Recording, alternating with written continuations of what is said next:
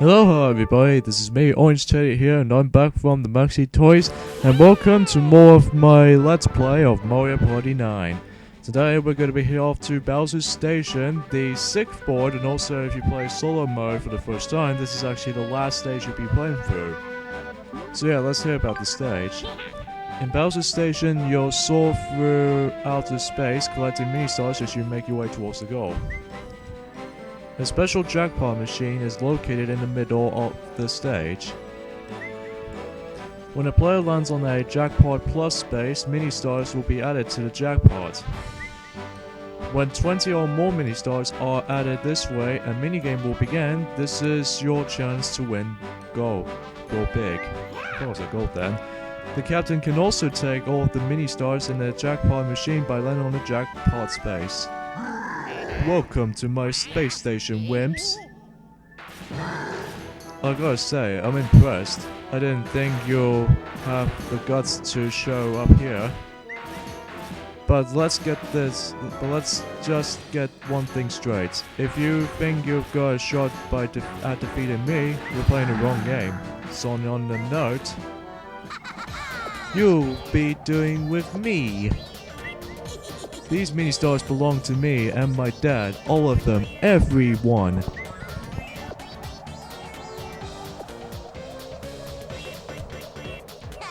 Come on, I'm waiting for you.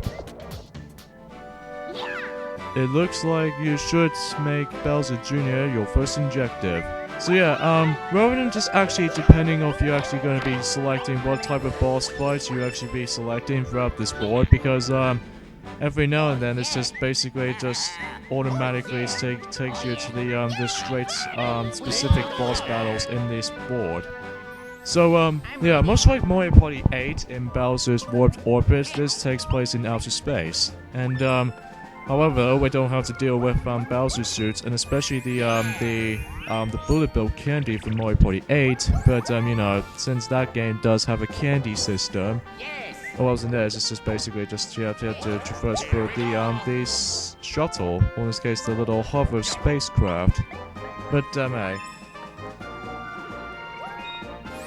So yeah, there's not much we can do now. Just to explain to it for myself here. Captain Event. Sorry, I didn't mean to say that out loud, but anyways. You reached the Hard Star Colony. Alright. You want to hear about this Hard Star Colony?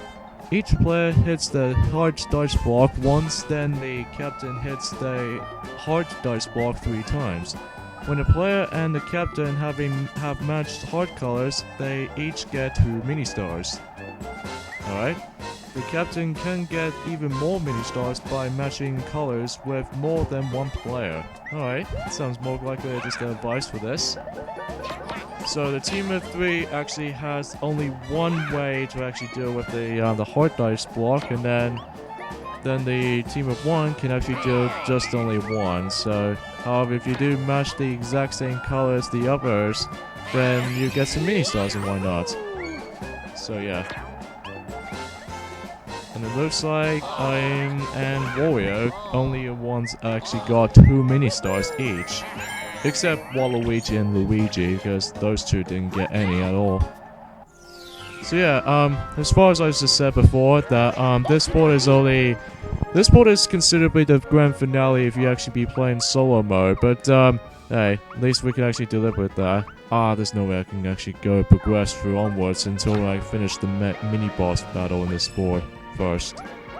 Because yes, in this board, unlike the other boards throughout this game, that although Blooper Beach does have 2 captain events, although they are basically just the exact same events as it does from well, they're both captain events do have the exact same rules from Blooper Beach, but in this board actually has like up to 3 captain events. So yeah, it's quite a lot in this specifically for this board. So yeah. And it looks like Waluigi's gonna go back. And it looks like we added up 8 of those mini-stars from the jackpot machine. So that we'll add those up into this machine into the center. So, I think this is what this level's gimmick is. This is basically just a jackpot machine gimmick. And then once you once the mini stars count reach up to 20 for that jackpot machine, then you can actually play a minigame and whatnot. And we actually approached to Belgian Junior just about 5 minutes, so that's actually pretty quick. Kinda quicker than I expected. Unfortunately though, for this bit mini boss battle we'll be playing through, it's definitely one of the most more annoying minigames of the game. Hit the dice block. The number that appears will light up segments of the gauge at the top of the screen. Light specific segments of the gauge to deal damage to Bowser Jr. Hold the Wiimote vertically, press A to hit the dice blocks. You can make the dice blocks spin faster by shaking the Wiimote. I haven't really mentioned this to you during the actual project itself, is that you can also deal with shaking the Wiimote and then just make the dice block even much more faster. And plus, if you actually just use that control scheme of mine, then you actually premise to actually just to make the dice block even much more bigger. So that's actually pretty swell. Alrighty folks, here we at the Bowser Jr.'s breakdown, and honestly this is probably probably my least favorite boss fight in the entire game. Not because it's too difficult or anything, but rather just because it's rather boring. Bowser Jr.'s breakdown is basically just a luck-based minigame. Well, for the simple fact is, it's because of the, for one, we have to deal with dice block. And, sometimes that, you need to actually get into, like, multiple of 3 numbers in this little top point of the gauge. And then once you get those numbers in time, then you basically get yourselves a you get a deal with the damage of Bowser Jr.'s. Or in this case, Bowser Jr. himself. And then once you hit 3, you basically get 3 points, and then I believe 6 will actually giving you just 6 points and vice versa. So yeah, that's all I can just, you know, tell from that retrospect here. So anyway, this music does really fit though. It does remind me of a somewhat bit more casino-ish type of thing or something like this anyway. So as a matter of fact though, that this minigame could be downright luck-based, especially when you actually try and contain first place in this minigame. And as a matter of fact though, I agree with everybody, like, this minigame itself is just pretty dull.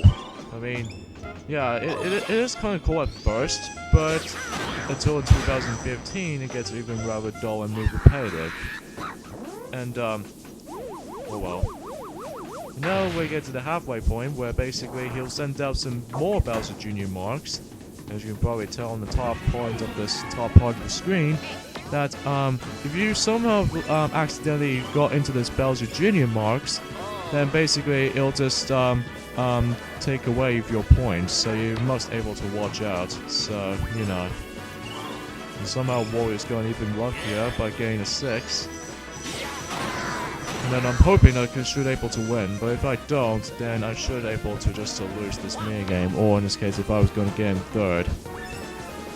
Another thing I don't like about this minigame is just that it takes way too flipping long, because otherwise sometimes if you either overshoot, or if you don't able to get these dice rolls just right, then you're pretty much guaranteed you'll spend most of your time on this little dice block game over about 3 minutes, and that could be a little bit of pace breaker.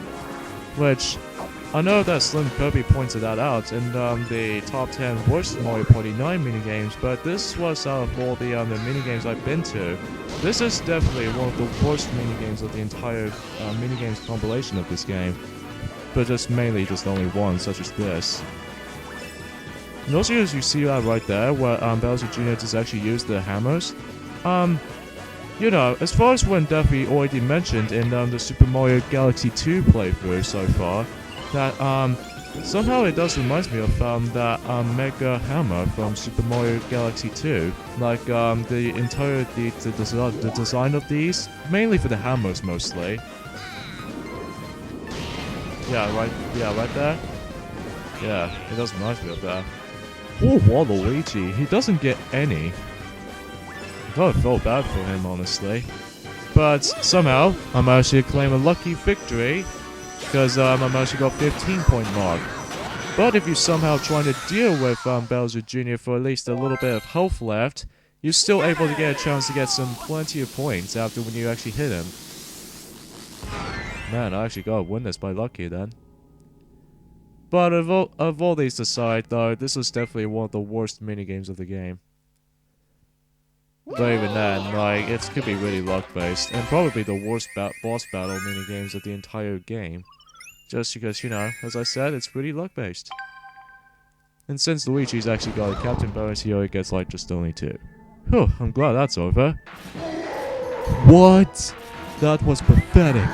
It's time for me to really shake things up. So in this case, he's going right onto the Koopa Clown cart. Your chimps wanted a fight? Well, guess what? Wish granted. Oh, we have a Bowser gate right there. So, gradually, that the end of the levels is basically very different. Basically, you have to go almost at the very beginning of the board, but except that, well, it almost kind of reminds me of a somewhat very similar to when you walk around the board in the previous Mario Party games, mainly for the Hudson Soft developed Mario Party titles. But hey, this does remind me of that, but except that we don't usually walk around the board anymore. Instead, we just have to do with the linear pathway to actually get to win the board itself. I wanted to essentially finish the board already. Alright, so spin space. What thing should I even get? I will get... Oh, rivals cannot use the special dice blocks. Okay. But at least Warrior cannot use his. And let's let Waluigi, he might get a 5. Even then, he might get those 5 mini stars. But I don't mind letting him have those, as a matter of fact. So anyway, Captain Event! And this time we're actually going to be doing different things. Welcome to the Bingo Colony. Oh boy, I love bingo, so let's hear about this.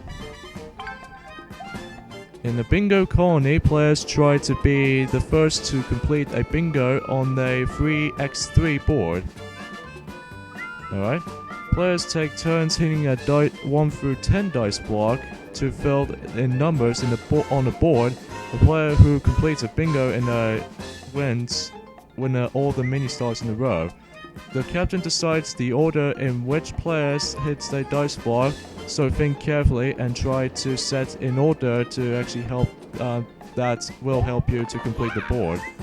Alright, so Wario's gonna go first, which Waluigi is a captain event after all.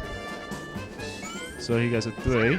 I don't mind bingo, but bingo can be really luck-based to win though, I have to admit though. But yeah, this does remind me of something related to the Sonic stage from Sonic Heroes called Bingo Highway. It's basically kind of like that, but except rather than just actually doing with the pinball table of any sort, instead we just have to use the dice block to actually get the number of the bingo table. So anyway, hooray, I got 6. So that means I get 9 mini stars after getting that singular line. However, unlike the ones in the mode from Mario Party 6, Treetop Bingo, rather than just actually filling up the entire table in order to let the events over, instead you just only have to do only 1 line, and that's it. So yeah, it's not much. We can just, you know, just discuss for this stuff. So far, it's not much minigames we actually play through, which is really weird. Considering the fact that we're almost near the end of this stage already, like, since this is the first part of this board, then this could actually be one of the shortest games we can actually just about to enter. And Wario somehow accidentally touched the mini Z stars from 10, so that's unfortunate for him. And it looks like we have... Yay, we have a mini game. Yeah, if you actually reach up to... If you let those mini stars count up to 20, then they basically meaning that it gives you a free mini game. Mecha choice. God damn it. Choose a safe route or choose a safe route to escape the Mecha Koopas. If you pick the dead end, you're out. Hold the remote sideways, press A 1 or 2 to choose between each of these different routes. You can change your pick until the time runs out. So this minigame is essentially one of the most luck-based minigames, which was not my cup of tea, but we'll go for it. Weirdly enough though, this minigame does remind me of Lockouts from Mario Party 3, like the same 3 doors concept, but except rather than just... What? Oh, apparently we actually all lost from that, but Wario's the only one who made it. And apparently he made a comeback for that. But anyway, this minigame does reminds me of Locked Out, but I prefer Locked Out over this because, well, we have to deal with keys and everything to make this that minigame a bit easier and make the skill falls so aesthetic or something like this. I don't know. Sorry for the lack of dialogue here, folks. But hey, at least I can just deliver those, I suppose. Anyways, let's see how much I can get. I get a 6. So I managed to avoid that Bowser space right there. However, Bowser spaces can actually act very differently in this board this time around in terms of how the appearance of it, and as well as the option to actually just to select either yes or no, unlike the other boards. That somehow Bowser's going to say to whatever the captain you actually, depending on if you choose to, then he'll just automatically forces you to actually just get those Bowser spaces. So yeah. And let's go ahead and just let Bowser just get in behind the Bowser gate, because that was the final encounter that we actually going to deal with him. And yeah, once again I see the Saturn. Very much like the launch break minigame we actually did play through before. But hey, this does remind me of that. And Waluigi's going to use that slow dice block from, well, from that Almost There sequence. And yes, much like any other Mario Party playthroughs, mainly Mario Party 3, 4, and 5, and 6, and 7, and 8, and as well as number 10 and Island Tour, that I'm going to be selecting Mario for this every single last boards.